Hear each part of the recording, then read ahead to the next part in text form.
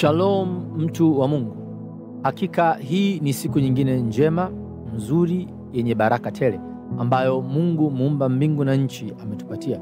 Mungu huyu ninayemwamini na kumtumikia ni Mungu mwema kuliko maelezo. Yeye ni Mungu mwenye upendo, ni Mungu anayekuwazia wewe mawazo mazuri. Yeye anapenda kukuona wewe ukiwa unafanikiwa. Anapenda kukuona wewe ukiwa unastawi. Anapenda kukuona wewe ukiwa unakuwa katika kila lililo jema. Lakini ili yeye aweze kutekeleza kusudio lake zuri juu ya maisha yako, wewe unao wajibu wa kusimamia ili uweze kumruhusu yeye kutekeleza mpango wake mzuri juu ya maisha yako. Na ndio maana kwangu mimi hii ni heshima ya kipekee kuweza kuleta kwako nini ulio mpango wa Mungu juu ya maisha yako, ili wewe uwajibike sehemu yako na hivyo kumruhusu Mungu kutekeleza yeye sehemu yake juu ya maisha yako. Maandiko matakatifu yanasema katika kitabu cha Mathayo sura ya 8 mstari wa 17. Mathayo sura ya 8 mstari wa 17, ili litimie lile neno lililonenwa na nabii Isaya akisema, mwenyewe aliutwaa udhaifu wetu na kuyachukua magonjwa yetu. Haleluya! Hizi ni habari njema kuzisikia.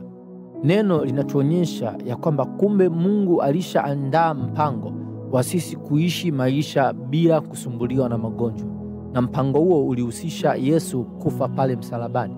Miaka zaidi ya 2000 iliyopita, tunafahamu kwa pamoja ya kwamba Yesu aliishi hapa duniani na siku moja alikufa msalabani. Na kupitia kufa na kufufuka kwake, yeye ametuhakikishia sisi maisha ya uzima na afya tele.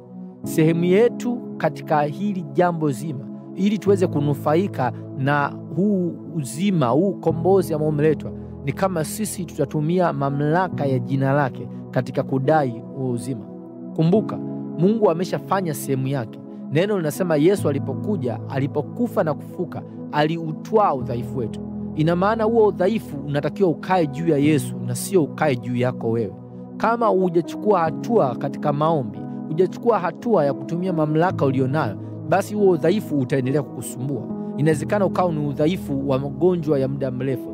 Labda ni magonjwa ambayo umejaribu kwenda hospitali kupata tiba na hujapata, au inawezekana ikawa ni magonjwa ambayo yamekuja tu hivi sasa, lakini haijalishi ni ya muda mrefu au ni ya ghafla. Jambo moja ninalolijua la uhakika ni kwamba udhaifu wowote, ugonjwa wowote hauna haki ya kukaa juu ya mwili wa mtu aliyemwamini Mungu, kwa sababu Yesu alishalipa gharama ya sisi kuwa huru. Sasa kama wewe unapenda kubaki na ugonjwa au unapenda kubaki na huo udhaifu, hilo ni swala lingine. Lakini maandiko yanatuonyesha ya kwamba wewe unayo mamlaka ndani ya jina la Yesu. Kama ukitumia hayo mamlaka, ugonjwa utakuachia. Haijalishi huo ugonjwa umekuwa ukikusumbua kwa muda gani, tumia mamlaka ulionayo na ugonjwa utakuachia.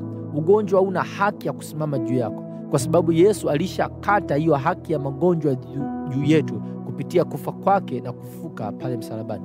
Neno linasema yeye mwenyewe Yesu alitwaa, ina maana alichukua madhaifu. Yale magonjwa ambayo yalikuwa yanatakiwa yawe juu yako, Yesu alishayabeba. Kwa hiyo kama yanataka kujionyesha juu ya mwili wako, wewe yakumbushe ya kwamba hayana haki juu yako, kwa sababu Yesu alishakukomboa kutoka katika hicho kifungo. Hili ni neno jema, hizi ni habari njema kwako na kwangu, ya kwamba tunaweza tukatembea katika uzima, kwa sababu hayo ndiyo mapenzi ya Mungu kwako na kwangu. Kwa hiyo sasa, chukua uamuzi, tumia jina la Yesu, kataa magonjwa. Usiruhusu magonjwa kufanya makao ndani ya mwili wako, yakatae nayo yatatii, kwa sababu hiyo ni neno la Mungu wako.